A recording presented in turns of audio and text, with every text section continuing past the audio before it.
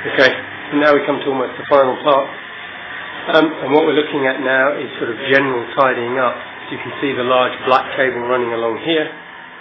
This is in fact the internet cable, which has been put in by Lime and runs just about everywhere all over the house. It's not concealed in hardly any way. I think the feed into the house comes in this way over the roof and various other places. We've also got some loose electrical cable hanging down here.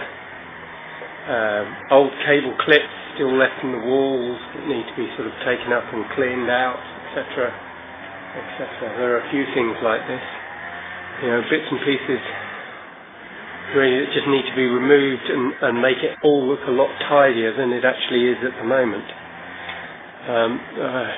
Also going to come on to showers.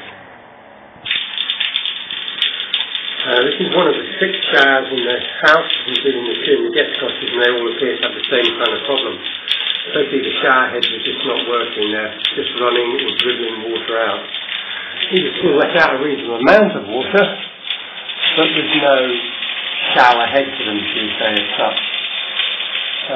You could get much more modern shower heads, such as rainwater heads, which are most probably 7 to 8 inches across. And they give you a nice constant rain effect of water. You can get aerating heads, which mean that they will use less water, and also guarantee that you get a much better spray pattern. Personally, I think all of these should be replaced at some point. We're not talking a huge deal of work or expense. Literally, they can be unscrewed at the top, new shower heads fitted, and then you're back working, and then they're fine. One of the other things I have noticed is lighting. I think Sean has also brought this up, and so has your mum, Evelyn. A lot of the lights in the house are not working, or if they are working, they don't have low energy bulbs. They have high energy bulbs, i.e. incandescent lighting, rather than the new low energy lighting, etc. So I think a good or a full electrical audit of the house, so you know exactly where all your power is being used. One of the things I have noticed, which is a slightly different issue, is that the swimming pool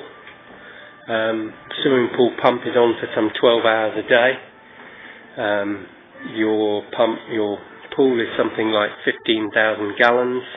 Your pump can pump that amount of water through in a little under 3.5 hours. Therefore, you could cycle the entire water in the pool twice in one day in just over 6 hours. So that means you're using an extra 6 hours of electricity on the pool pump, which you don't necessarily need to use. Things like fridges being turned off when there's no guests in the house. You've got the bar fridge over here. You've got a fridge down by the pool. Water heaters in the guest cottage, etc. All of these kind of things can help to save you a considerable amount of electricity. But until you've done an audit of actually what's here and what's consuming, it's very difficult to know. Okay, so here we are in the water tank. All of the lining has now been taken off the walls, as you can see. And at the moment the tank is now being left to dry out. It has dried up a lot over the few days that it's been empty. You can see from the floor it's starting to look very dry now. A few damp patches over there.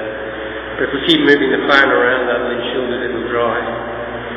And then as soon as we have got it nice and dry, which hopefully will be in sort of about 2 weeks' time, we'll effectively be able to put the Bond cover on it that you see here. This is the Nitro Proof 30, which is bitumen-based paint. It can go on to field craft. It's actually absorbed into the concrete as well. Will help it remain watertight, hopefully for many years to come. There's a bit of a damp patch down in the bottom there. So that's more from the debris that's been swept up, along with here as well. Generally, the conditions of the walls are pretty good. I've not really found any cracks on the remaining 3 sides. Most of the damage seems to be on the internal wall of the house, which is this wall. So I think because obviously the 2 walls on this side and also the rear wall, which is over the rear wall, are fully supported with earth, etc. So there's no chance really of getting any sedimentary movement outside causing cracks, which is what we've seen on the other wall. So once this has been painted, again I'll post you another video about it.